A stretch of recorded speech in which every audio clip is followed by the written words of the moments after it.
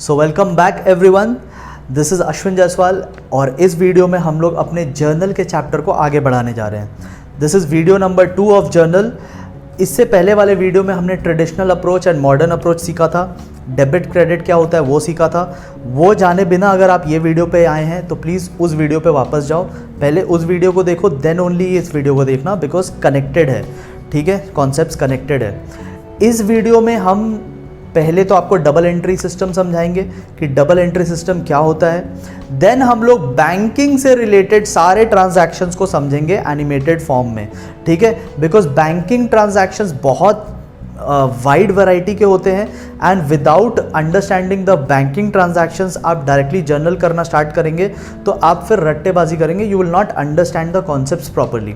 उसके बाद इस वीडियो में जर्नल एंट्री भी समझाया गया है, तो इस वीडियो को अच्छे से देखना। And banking transactions I am guaranteeing you कि इससे बेटर और इससे सिंपल वर्ड्स में आपको और कहीं पे भी नहीं समझने को मिलेगा, ठीक है। ऑल द वेरी बेस्ट, इस वीडियो को अच्छे से देखना एंड हम लोग वीडियो के एंड में एक बार फिर मिलेंगे। राइट, सो अब हम लोग इस वीडियो में सीखते हैं डबल एंट्री सिस्टम किसको बोलते हैं, ठीक है। देखो, डबल एंट्री सिस्टम बहुत सिंपल है और double entry system most of the places में फॉलो किया जाता है। क्या है ये सिस्टम? ये सिस्टम सिंपली एक चीज़ बोलता है कि आपके कोई भी ट्रांजैक्शन होंगे तो उस ट्रांजैक्शन में मिनिमम 2 अकाउंट्स इंपैक्ट होगा। जैसे कि फॉर एग्जांपल आपने इलेक्ट्रिसिटी बिल पे किया, अगर आपने इलेक्ट्रिसिटी बिल पे किया है तो आपका एक तो इलेक्ट्रिसिटी का अकाउंट इंपैक्ट होगा, इलेक्ट्रिसिटी बिल का एक अकाउंट इंपैक्ट होगा, और सेकंड आपका कैश अकाउंट इंपैक्ट होगा। देखो, इलेक्ट्रिसिटी बिल आपका बढ़ गया और कैश बैलेंस आपका घट गया। इलेक्ट्रिसिटी क्या है? आपके लिए खर्चा ही तो है, it is an expense for your business, तो आपका एक्सपेंस बढ़ गया। और कैश क्या है? कैश आपके लिए एसेट है, ठीक है, तो कैश आपके लिए एसेट है और एसेट घट गया। एक्सपेंस बढ़ने से क्या करते हैं? एक्सपेंस बढ़ने से डेबिट करते हैं और कैश घटने से क्रेडिट करते हैं। यही है double entry system. Double entry system simply एक बात बोलता है कि कोई भी ट्रांजैक्शन हो, no matter what kind of transaction it is, उसके हमेशा 2 अकाउंट्स इंपैक्ट होंगे, मिनिमम 2 अकाउंट, 4 अकाउंट भी हो सकते थे। इस एग्जांपल में 2 अकाउंट हुए, एक कैश का अकाउंट और एक इलेक्ट्रिसिटी बिल का अकाउंट। 2 अकाउंट हमेशा मिनिमम इंपैक्ट होंगे, जिसमें से एक डेबिट होगा और एक क्रेडिट होगा। जितना डेबिट का अमाउंट होगा उतना ही क्रेडिट का अमाउंट होगा। यही है डबल एंट्री सिस्टम। बहुत सिंपल है, आगे जब हम लोग प्रैक्टिस करेंगे तो आपको ज़्यादा डिटेल में समझ में आएगा, यहाँ थ्योरेटिकली उतना समझाने का फायदा नहीं है, बट बेसिक कॉन्सेप्ट समझ लो।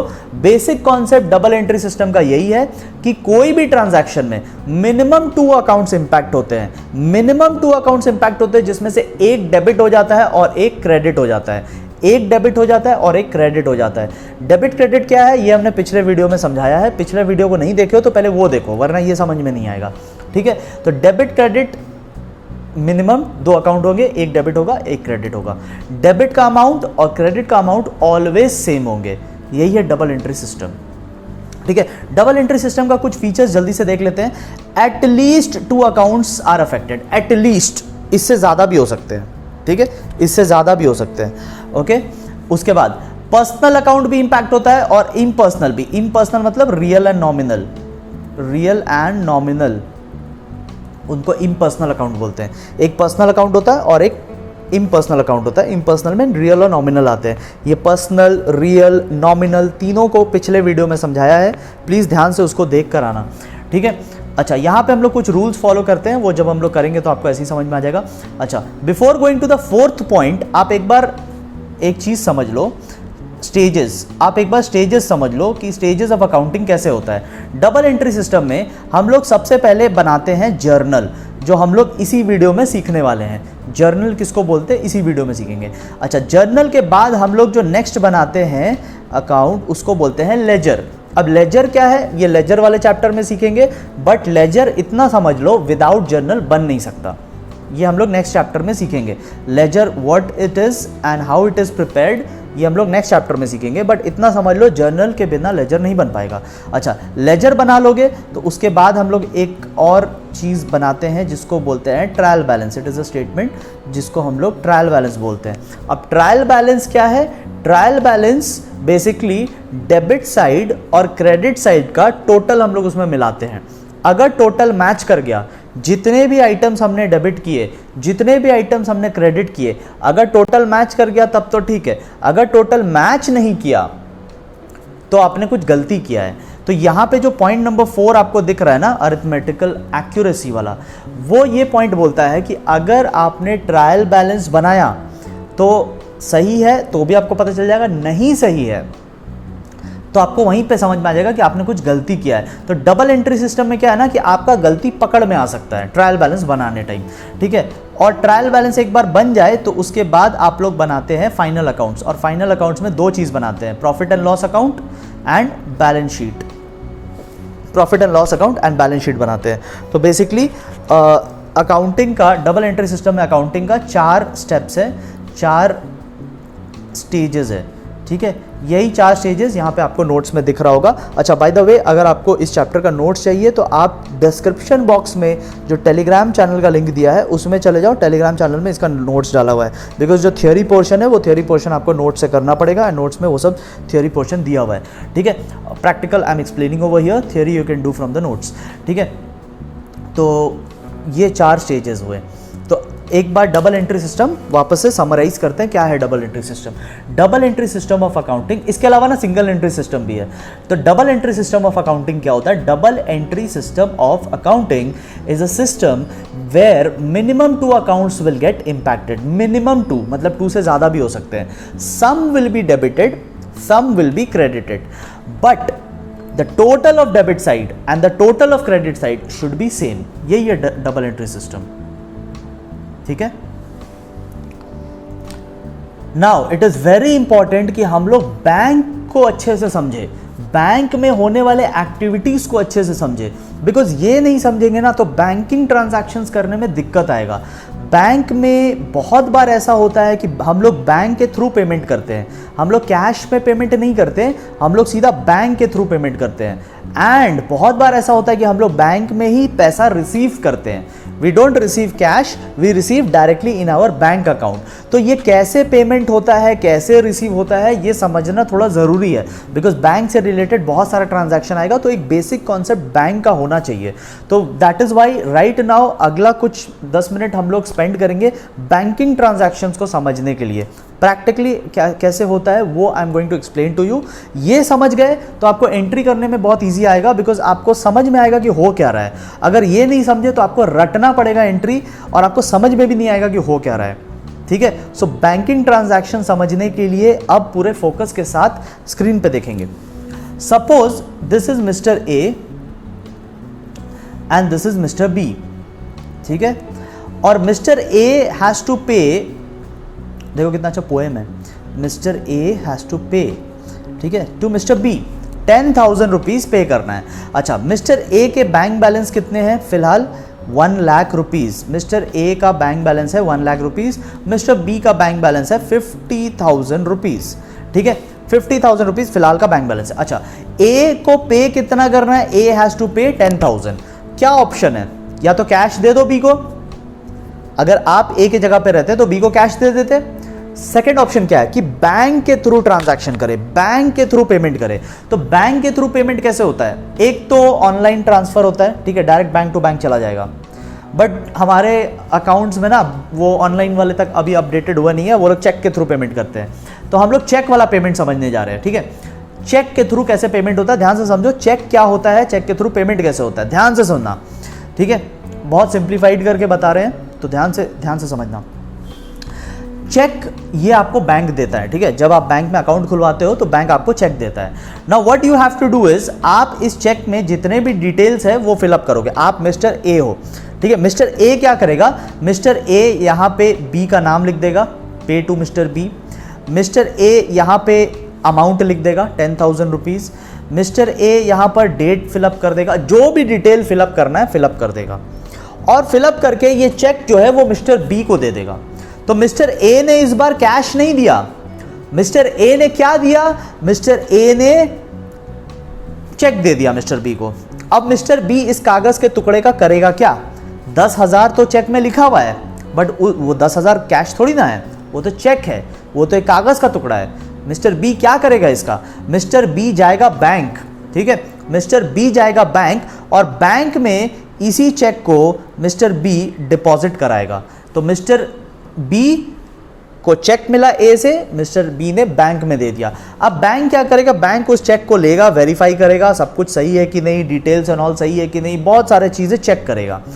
If everything is all right तो बैंक क्या करेगा, मिस्टर ए के अकाउंट से 10,000 रुपये काट लेगा और मिस्टर ए का बैलेंस बचेगा 90,000 और यही 10,000 रुपये ऐड कर देगा मिस्टर बी के अकाउंट में और मिस्टर बी को मिल जाएगा 60,000।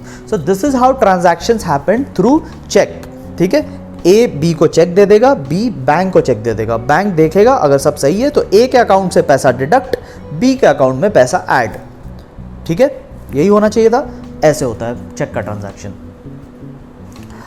अब ध्यान से समझना, कभी कभी हम लोग चेक के थ्रू ट्रांजैक्शन नहीं करते हैं। ठीक है, चेक के थ्रू ट्रांजैक्शन नहीं करते, कभी कभी हम लोग और एक सेफर इंस्ट्रूमेंट पे जाते हैं जिसका नाम है बैंक ड्राफ्ट। ठीक है, कभी कभी हम लोग बैंक ड्राफ्ट के थ्रू ट्रांजैक्शन करते हैं। अब बैंक ड्राफ्ट में क्या होगा, देखो स्टोरी सेम रखते हैं। ठीक है, this is mister A, this is mister B. Mister A has to pay 10,000 to B. Okay, bank balance currently mister A का 1 लाख है, नॉर्मली जो पिछले एग्जाम्पल में था, और इसका 50,000 है जो पिछले एग्जाम्पल में था।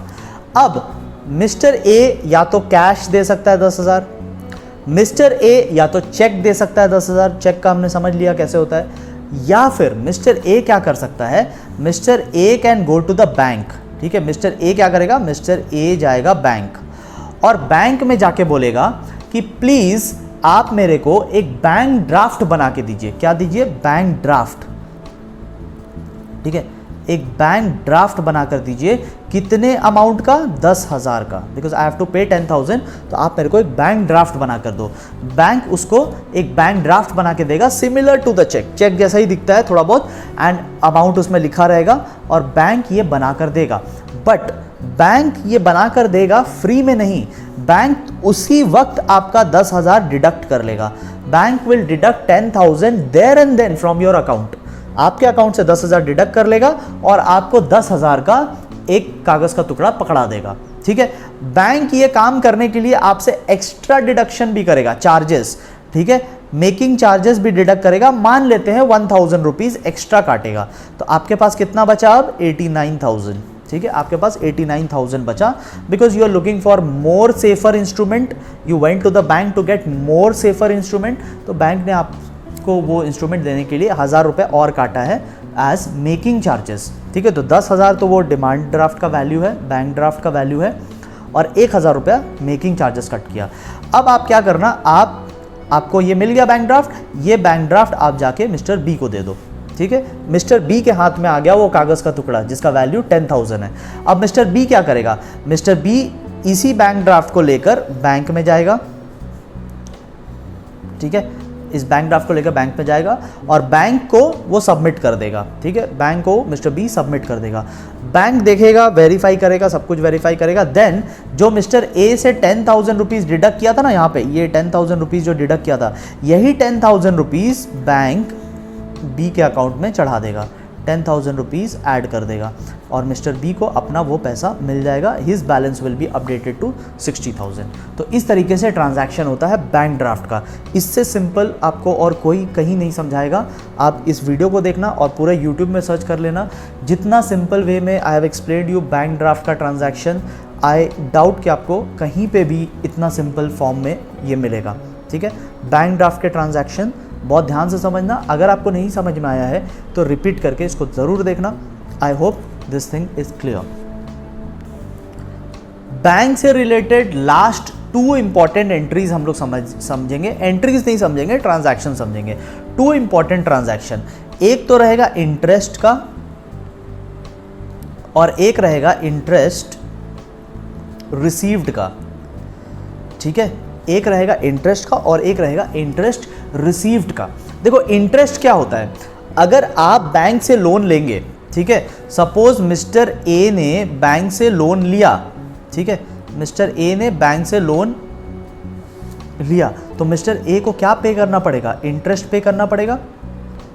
सो मिस्टर ए इंटरेस्ट पे करेगा बैंक को, लोन लिए हो तो इंटरेस्ट पे करोगे। अब ये इंटरेस्ट आपके लिए क्या है, ये इंटरेस्ट आपके लिए एक्सपेंस है, ये आपके बिजनेस के लिए खर्चा है। अगर आपने बिजनेस के लिए लोन लिया है तो आपको इंटरेस्ट देना पड़ेगा, तो ये आपके बिजनेस के लिए खर्चा है। ये डिडक्ट हो जाता है आपके कैश बैलेंस से, आपके बैंक बैलेंस से, आपके बैंक बैलेंस से डिडक्ट हो जाएगा। तो अगर आपका बैंक बैलेंस 1 लाख रुपीज़ है, ठीक है, तो ये ना डिडक्ट हो जाएगा। मान लो 1000 रुपये का इंटरेस्ट है, तो ये डिडक्ट हो जाएगा, आपके पास बचेगा कितना, 99,000, ठीक है। बट कभी कभी क्या होता है, हम लोग पैसा बैंक में डिपॉजिट करते हैं, we deposit money in the bank, ठीक है। आपके पेरेंट्स का पैसा होगा बैंक में, आपके भैया दीदी सीनियर लोगों का पैसा होगा बैंक में। तो जो पैसा बैंक में होता है ना, तो बैंक उसके बदले हमको इंटरेस्ट देता है, उसको हम लोग बोलते हैं इंटरेस्ट रिसीव्ड, ठीक है, उसको हम लोग बोलते हैं इंटरेस्ट रिसीव्ड। तो व्हेन वी पे हम लोग उसको इंटरेस्ट बोलते हैं, व्हेन वी गेट तो हम लोग उसको इंटरेस्ट रिसीव्ड बोलते हैं, ठीक है। और इंटरेस्ट रिसीव क्या होता है, ये हमारे लिए रेवेन्यू होता है, ये हमारे लिए रेवेन्यू होता है, इसको इनकम ट्रीट करके चलते हैं। अगर हमारा बैंक बैलेंस मान लो 1 लाख रुपीज़ है, तो इंटरेस्ट रिसीव किया ना, तो 1000 और ऐड हो जाएगा और हमारा बैलेंस 1,01,000 रुपीज़ हो जाएगा, ठीक है। तो एक हमारे लिए खर्चा है, जो ऊपर वाला है वो हमारे लिए खर्चा है, और नीचे वाला जो है वो हमारे लिए अर्निंग है, ठीक है। ऊपर वाला हमारा बैंक बैलेंस कम कर देता है, नीचे वाला हमारा बैंक बैलेंस बढ़ा देता है। ऊपर वाला एक्सपेंस है, नीचे वाला रेवेन्यू है। आई होप आपको समझ में आ गया होगा।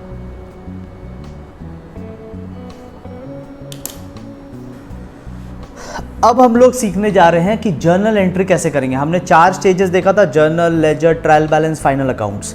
Journal, ledger, trial balance, final account. तो उसका हम लोग पहला स्टेज देखने जा रहे हैं कि जर्नल एंट्रीज कैसे करते हैं। अब देखो, डबल एंट्री सिस्टम में सबसे पहले जो हम लोग ट्रांजैक्शन को रिकॉर्ड करते हैं वो जर्नल में करते हैं। जर्नल बनाते कैसे, ये आपको स्क्रीन पे फॉर्मेट दिख रहा होगा, ठीक है। आपको स्क्रीन पे जो फॉर्मेट दिख रहा है ये जर्नल का फॉर्मेट है, और जर्नल हम लोग इस तरीके से करेंगे, ठीक है, ठीक है। तो जर्नल हम लोग इस फॉर्मेट में करेंगे। जर्नल बेसिकली क्या है, अकाउंटिंग का एक लैंग्वेज है, ठीक है। जैसे कंप्यूटर में कोडिंग जो लोग सीखते हैं वो कंप्यूटर का लैंग्वेज सीखते हैं। हम लोग जिस भाषा में बात कर रहे हैं, इंग्लिश या हिंदी में या किसी और लैंग्वेज में, वो हमारा भाषा है। वैसे ही अकाउंटिंग का भी अपना एक भाषा होता है, ठीक है। मैथ्स का अपना एक लैंग्वेज होता है, नंबर्स में बात होता है वहाँ पे, ठीक है। यहाँ पर अकाउंटिंग लैंग्वेज में बात हो रहा है, and that is nothing but journal. सबसे पहले कोई भी ट्रांजैक्शन को हम लोग जर्नल में डालते हैं, फिर जर्नल से निकाल के लेजर में डालते हैं, फिर लेजर से ट्रायल बैलेंस, और ट्रायल बैलेंस से फिर फाइनल अकाउंट्स, ठीक है। तो अभी हम लोग सीखते हैं कि जर्नल एंट्री कैसे करते हैं, ठीक है। तो एक एग्जांपल लेते हैं। तो suppose A started a business, mister A ने बिजनेस शुरू किया, कितने अमाउंट से, 50,000 से, ठीक है। और 50,000 से उसने बिजनेस स्टार्ट किया। 50,000 कैसे लाया, कैश में लाया। तो अब आप एक चीज़ समझना, हमने पिछले वीडियो में क्लियर बोल के कुछ डिस्कस किया था, मॉडर्न मेथड में, ठीक है। मॉडर्न मेथड में क्लियर बोल के डिस्कस किया था हमने। अच्छा, क्लियर में सी का फुल फॉर्म था capital, liability, expense, asset, revenue, ठीक है। अच्छा, मिस्टर ए ने 50,000 लाया है कैपिटल बना के, और वो भी कैश में। तो कैपिटल इसका मतलब मेरा बढ़ जाएगा, ठीक है। मिस्टर ए कैपिटल ला रहा है 50,000 का, कैपिटल मतलब ओनर्स का फंड, ठीक है। ओनर का जो फंड होता है उसको कैपिटल बोलते हैं। तो मिस्टर ए फंड ला रहा है 50,000 का, तो 50,000 का कैपिटल बढ़ गया, ठीक है। और वो फंड कैसे लाया है, कैश में। तो बिजनेस में कैश भी बढ़ गया। Cash is always asset, bank is always asset, ठीक है। तो कैश और एसेट एंड कैपिटल दोनों बढ़ गए, ठीक है।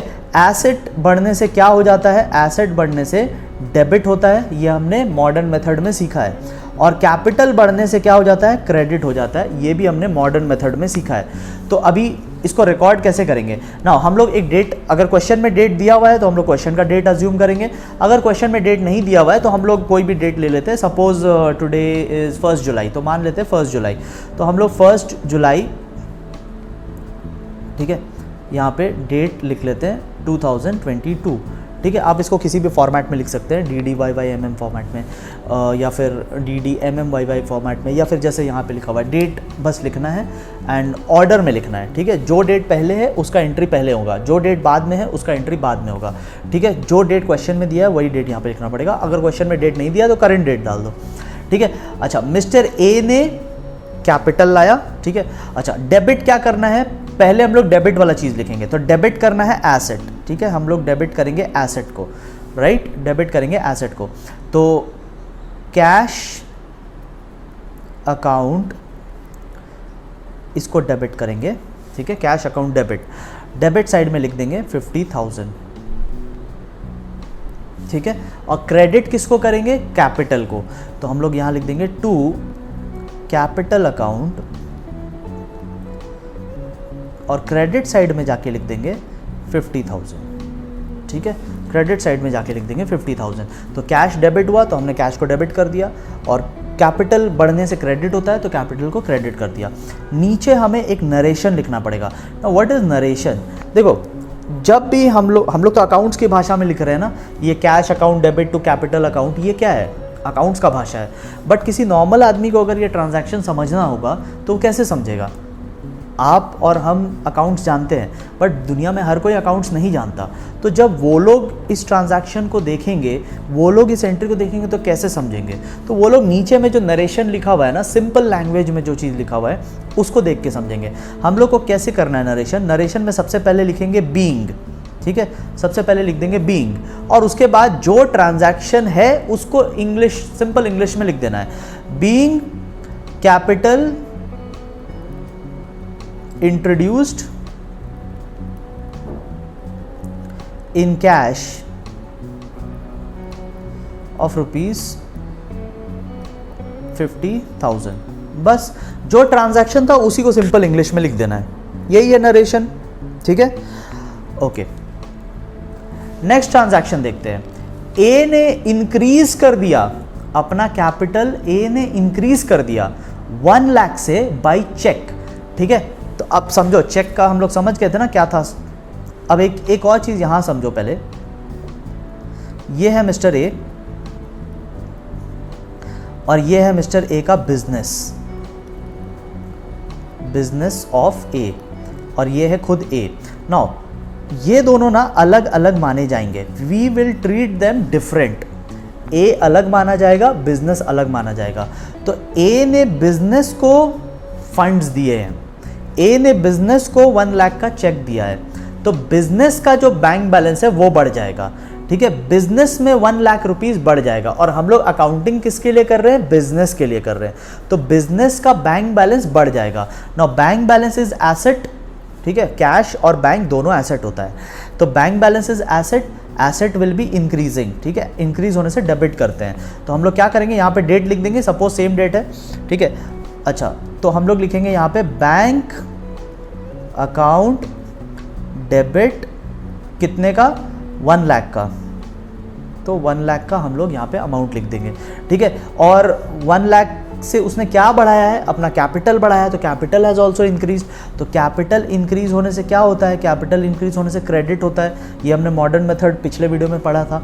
तो हम लोग यहाँ पे कैपिटल इंक्रीज हुआ है तो टू कैपिटल अकाउंट क्रेडिट कर देंगे, क्रेडिट साइड में लिख देंगे 1 लाख, ठीक है। और फिर नरेशन लिख देंगे बीइंग, सबसे पहले लिखेंगे being capital increased by rupees 1 lakh, by rupees 1 lakh through cheque. तो जो क्वेश्चन ने बोला उसी को सिंपल इंग्लिश में यहाँ पे लिख देना है, ठीक है। इसका कोई हेडेक मत लेना नरेशन का, बहुत सिंपल सा टर्म में लिख देना है। अच्छा, ये बीच में LF क्या आ रहा है? What is this LF? LF का मतलब होता है लेजर फोलियो, ठीक है। यहाँ से जर्नल से आई टोल्ड यू एंट्रीज सब कहाँ जाएंगे? लेजर में जाएंगे। तो यहाँ से उठ के वो कितने नंबर के लेजर में गए हैं वो लेजर का नंबर यहाँ लिखते हैं। This is not important from your exam point of view, exam के लिए उतना इंपॉर्टेंट नहीं है।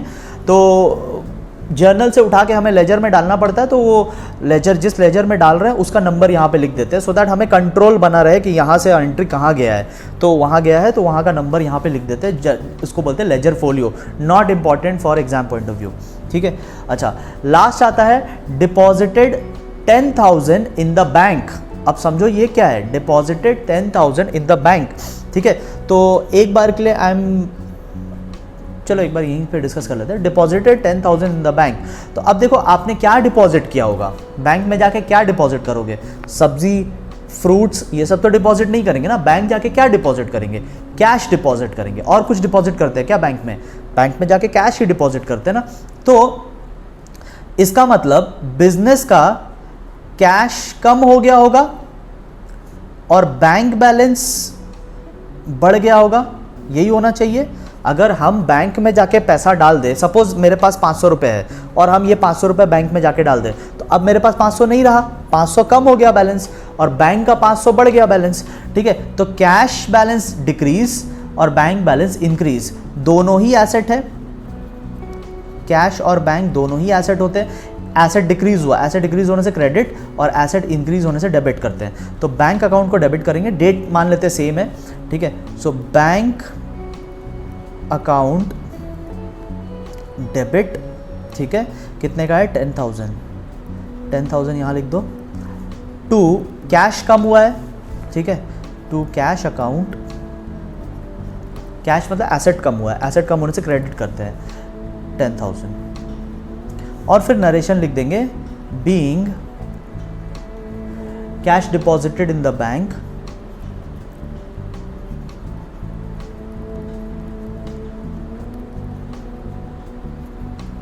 फॉर ₹10,000। तो ये सिंपल इंग्लिश में अपने लैंग्वेज में आपको बस समझा देना है कि नरेशन में, ताकि जिसको अकाउंटिंग लैंग्वेज नहीं पता वो नरेशन पढ़ के समझ जाए कि क्या हुआ है, ठीक है। तो यही है जर्नल एंट्रीज, इसी तरीके से हम लोग करते हैं। सो आई होप आपको सारे कॉन्सेप्ट्स अच्छे से समझ में आ गए होंगे। स्पेशली बैंक रिलेटेड ट्रांजैक्शन अच्छे से समझ में आ गया होगा। डबल एंट्री सिस्टम क्या होता है वो अच्छे से समझ में आ गया होगा। एंड फ्यू जर्नल एंट्रीज जो हमने देखा वो भी अच्छे से समझ में आ गया होगा। अगर अच्छे से समझ में आ गया है तो प्लीज़ इस वीडियो को लाइक करना एंड कमेंट सेक्शन में ज़रूर बताना कि आपको ये वीडियो कैसा लगा, ठीक है। Very soon we are going to come with the part 3 of this video, and जो कि 2-3 दिन में आ जाना चाहिए। एंड फिर हम लोग जर्नल के स्टोरी को अपने आगे बढ़ाएंगे, ठीक है। Thank you so much everyone. Notes नीचे डिस्क्रिप्शन बॉक्स में लिंक दिया हुआ है, वहाँ से जाके डाउनलोड कर लो। डिस्क्रिप्शन बॉक्स में ही हमारे इंस्टाग्राम चैनल का भी लिंक दिया हुआ है, उसको फॉलो कर लो for all academic related updates. Thank you and we will meet very soon.